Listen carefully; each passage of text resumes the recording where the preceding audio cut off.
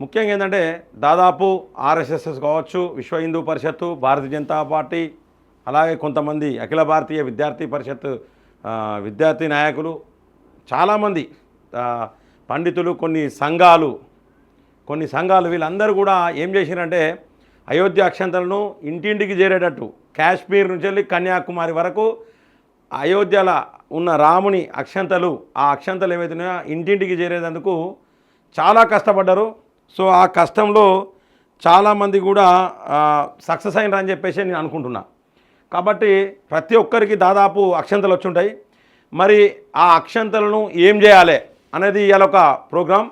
అలాగే అసలు అయోధ్య చరిత్ర ఏంది, మనకు రామ మందిరం అక్కడ ఎట్లా వచ్చింది అనే దాని గురించి కూడా మనం ముఖ్యంగా ఈ యొక్క 2 విషయాలు మనం తెలుసుకోవాలి.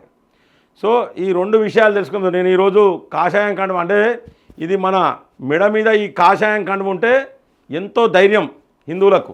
నేను నిజంగా హిందువుగా పుట్టినందుకు గర్విస్తున్నా.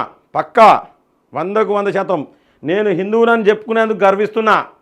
కొంతమందికి ఇబ్బంది పడి ఉండొచ్చు రాజకీయాల కోసం, కానీ రాజకీయాలకు అతీతంగా నేను చెప్తున్నా కదా, నేను హిందువుగా పుట్టినందుకు గర్విస్తున్నా ఖచ్చితంగా.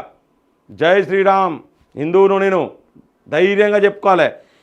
ఇది నా ఒంటి మీద కండువ ఉంటేనే నాకు ధైర్యం, నాకు గుండె ధైర్యం. ప్రతి ఒక్కరికి కూడా ఈ విధంగా కాషాయం కండువ ఉంటే ధైర్యం, అదొక ధైర్యం. కాషాయం అంటేనే ధైర్యం. ఎందుకంటే హిందువులందరూ కూడా ఒక ఐక్యతగా ఉండాలి. అలాగే హిందువులందరూ కూడా ఇక ముందు కూడా హిందువులలో యూనిటీ పెంపొందించేందుకు చేసే కార్యక్రమాలు కూడా సక్సెస్ కావాలని ఈరోజు నేను ఇవాళ చాలా మంచి రోజు, శుభమైన రోజు. అలాగే దేశం మొత్తం కూడా ఈరోజు పండుగ జరుపుకునే రోజు.